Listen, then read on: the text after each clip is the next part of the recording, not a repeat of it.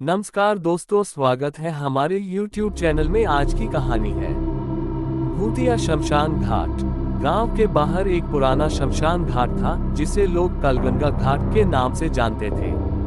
कहते हैं वहां रात्रि के तीसरे पहर में आत्माएं जागती हैं, चिता की राख से खेलती हैं और जो कोई भी उस समय वहां पहुंचता है वो या तो पागल हो जाता है या फिर कभी लौटकर नहीं आता। राकेश एक फोटोग्राफर था जिसे रहस्यमयी जगहों की तस्वीरें खींचने का शौक था।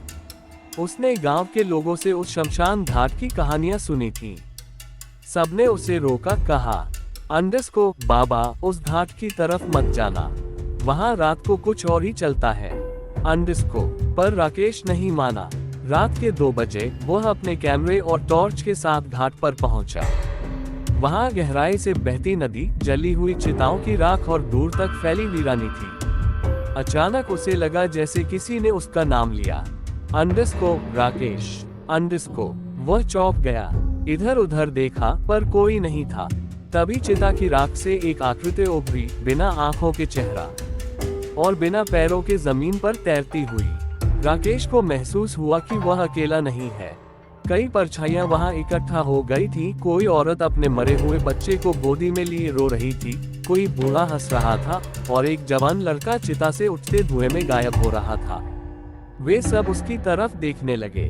उनकी आंखों में सवाल नहीं, भूख थी, आत्मा की भूख। राकेश भागने लगा, लेकिन उसके पांव जैसे किसी ने पकड़ लिए हों।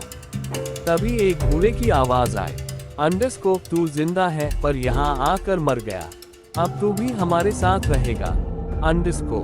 राकेश की टॉर्च बंद हो गई, कैमरा गिर गया।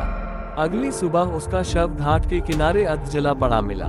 अब गांव में एक और किस्सा जुड़ गया है, एक फोटोग्राफर की आत्मा जो हर अमावस्या की रात किसी नए शिकार की तलाश में वहां भटकती है। अगर किसी रात आपके कैमरे में कोई अनजानी छाया दिखे तो समझ जाए वो राकेश नहीं, शमशान की आत्मा है।